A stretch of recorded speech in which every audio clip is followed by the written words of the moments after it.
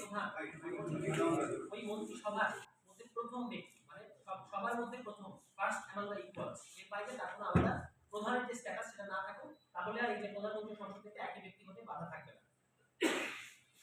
তারা বলেছেন অর্থ বিল ছাড়া দলীয় সিদ্ধান্তের বাইরে মতামত দেওয়া যাবে। আমরা বলেছি এর পাশাপাশি দলের বিরুদ্ধে যে অনাস্থা ভোট, এটার ক্ষেত্রে এটাও অন্তর্ভুক্ত করা উচিত, অর্থাৎ অর্থ বিল এবং দলের বিরুদ্ধে অনাস্থা ভোট ছাড়া অন্যান্য সকল ক্ষেত্রে স্বাধীন মতামত দিতে পারবে সংসদ সদস্যরা।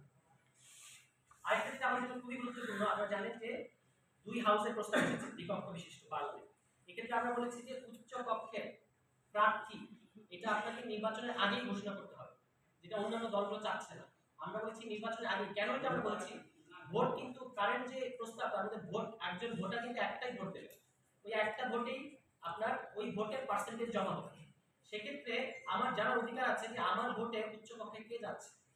আমি যদি সেটা না জানি এবং আমি ভোট দিয়ে দিলাম, একটা দল 35% ভোট পেলে এবং 35 জন আপার চেম্বারে গেল এবং তারা তাদের মতো করে 35 জনকে দিয়ে দিল। কিন্তু যদি ইলেকশনের আগেই মানে তালিকাটা থাকে, তাহলে আমি ভোট দেওয়ার ক্ষেত্রে লোয়ার হাউসের ক্ষেত্রে ভোট দেওয়ার ক্ষেত্রে আমি বিবেচনা নিব যে আপার হাউসের ওই দলের প্রার্থীর ব্যাপারগুলো ঠিক আছে কিনা। যদি আমার কাছে পছন্দ না হয়, তাহলে কিন্তু আমার ভোট বিবেচনা বদলে যাবে।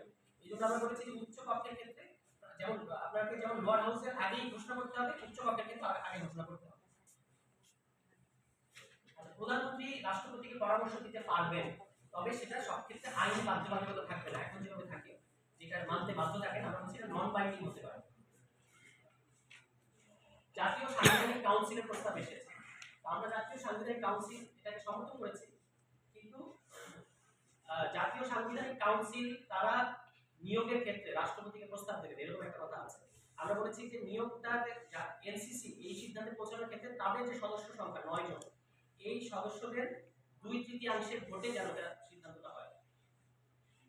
অন্তর্বর্তী সরকারের একটা বিধান আছে, আমরা বলেছি যে এটাকে হতে হবে নির্বাচনকালীন অন্তর্বর্তী সরকার, মানে কথাটা হতে হবে নির্বাচনকালীন অন্তর্বর্তী সরকার। সেক্ষেত্রে আমি সুনির্দিষ্টভাবে বুঝতে পারবো যে তাদের কাজ শুধুমাত্র একটা নির্বাচন আয়োজন করা, এর বাইরে অন্যান্য যে কোনো অ্যাম্বিশন আসলে তাদের জুরিসডিকশনের বাইরে বলে বিবেচিত